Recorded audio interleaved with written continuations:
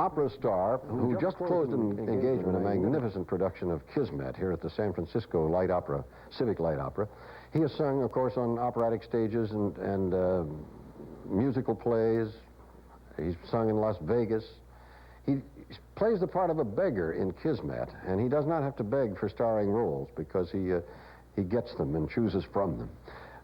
He's a remarkable personality as well as a sensational singer. Will you welcome, ladies and gentlemen, Mr. John Reardon. Have a seat here. Well, your people. Real people. Yeah. I got to thinking about saying that you were playing the part of a beggar in Kismet, which you do. A very unusual beggar. But what element of style do you have to, how do you adapt to a role like that as opposed to, say, a standard operatic role? Well, the strange part of Kismet is that it's not too far removed from some of the operatic roles I play. Two of the favorite roles that I do are Prince Danilo in The Merry Widow, you know, the well-loved operetta of Franz Lehár, who is a bon vivant, and Don Giovanni, who is a bon vivant gone bad.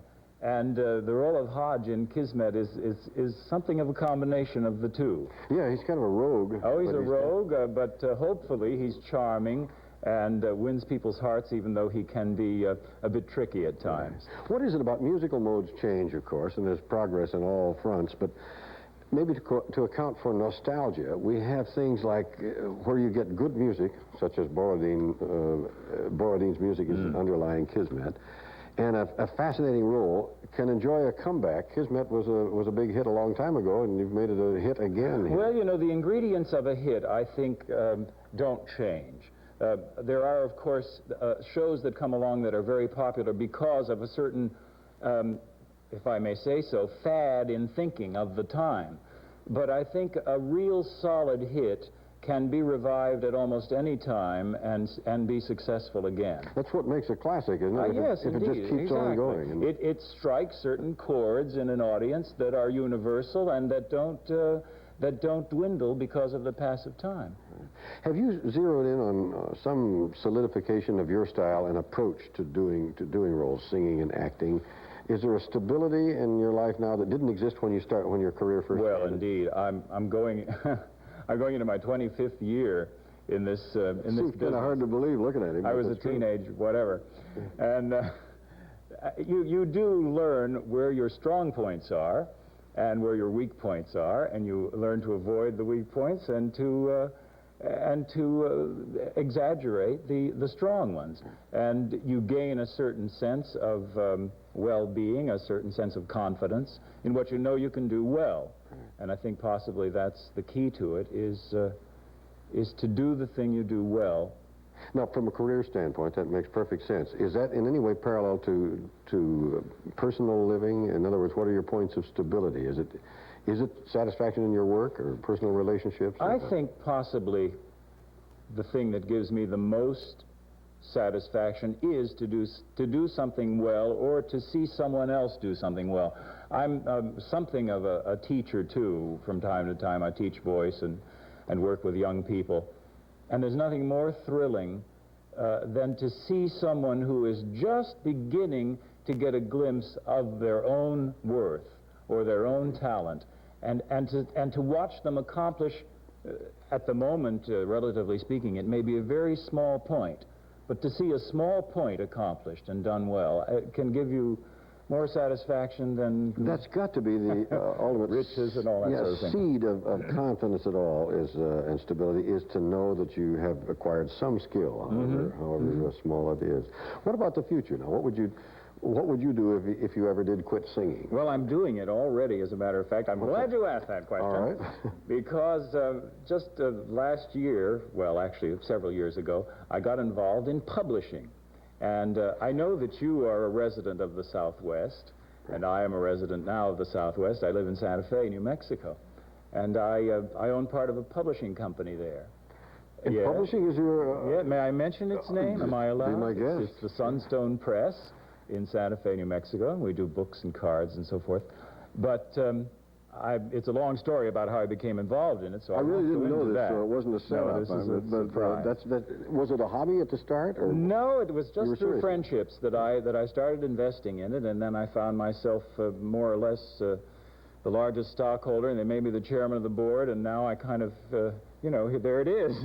And you can do Tiger this by the tail. You can do this without quitting yourself. Well, fortunately, I don't run it day to day. We have a very competent president now, and it's an exciting thing, though, because it's so totally different from what I've been doing. It sure is. It's not like if you... Even though when I now go home to what is Santa Fe after having been in New York, you know, for 20 years, I work harder than ever because I have to still keep my musical things up in addition to contributing what I can to this company. Well, I sure hope no matter how hard you get working in the publishing business that you don't phase out singing anytime soon. Well, no, I hope not. You'll keep at it. How about a sample for us at this time?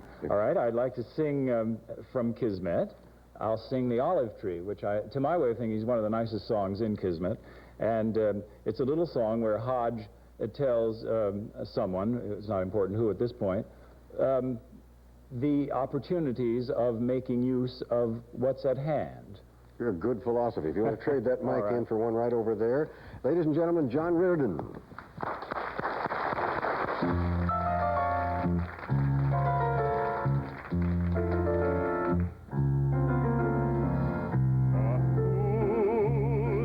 Beneath an olive tree, and a wondrous thought had he. So he rose, and he told it to the sky. And where was I? Behind the tree. I overheard his reverie. Why be content with an olive when you could have the tree? Why be content to be nothing when there's nothing you couldn't be? Why be contented with one olive tree when you could have the whole olive grove? Why be content with a globe when you could have a world? A fool stood beneath the olive tree. What a wondrous thought, said he. But alas, it is very, very deep. And so he yawned and went to sleep, because you see, he was a fool. Why be content with an olive when you could have the tree? That which has lulled you to sleep, fool, has awakened me.